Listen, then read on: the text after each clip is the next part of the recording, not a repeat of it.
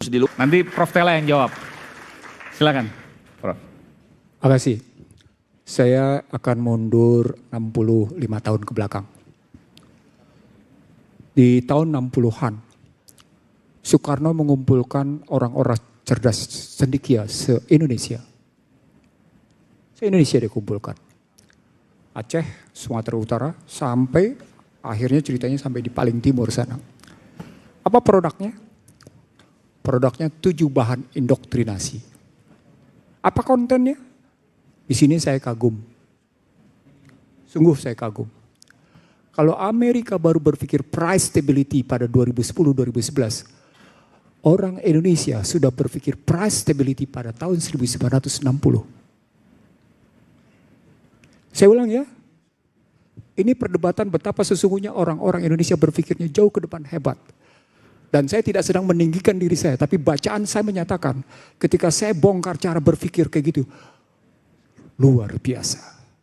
Ketika saya coba ambil relasi berpikir Soekarno yang mengumpulkan kaum cendekia di tiap provinsi sampai akhirnya melahirkan 7 bahan indoktrinasi itu, saya pindah ke negara luar, saya ketemunya negara apa? Saya ketemu Jepang. Mereka menyebutnya sebagai knowledge landscape. Ulang. Mereka menyebutnya sebagai knowledge landscape. Di mana setiap perguruan tingginya menjadi sumber pemikiran, sumber riset bagi pertumbuhan provinsi yang bersangkutan dan bagi pemerintahan.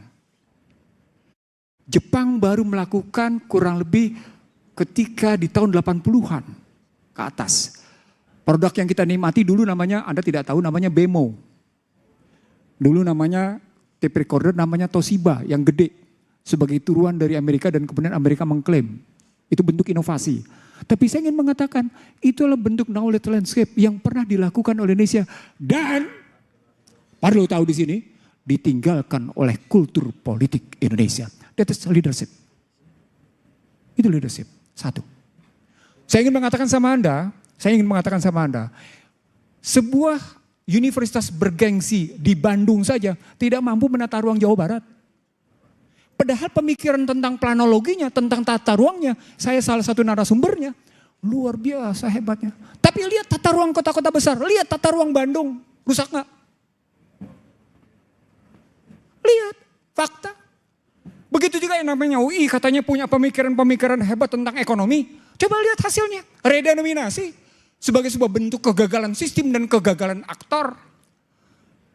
Banyak bukti-bukti betapa sesungguhnya kita sering sekali mengabaikan kekuatan pemikiran anak negeri.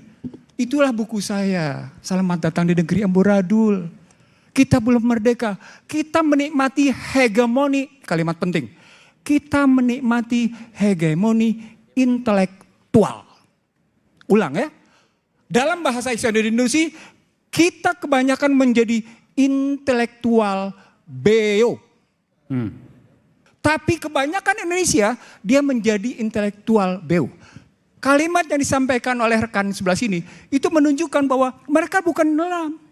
Itu menunjukkan ada relasi berpikir, ada sebuah relasi yang sangat kental antara rusaknya sistem politik dengan kekacauan intelektual yang mengabdi pada kekuasaan. Fakta, kasus UGM, Anda boleh gak sebut, saya sebut. Loh, fakta. UI kasusnya dengan Bahlil. Anda bisa lihat, gak usah takut, fakta. Kampus lagi sebelah sana yang ada di kawasan Jakarta Timur. Jual namanya gelar doktor, fakta.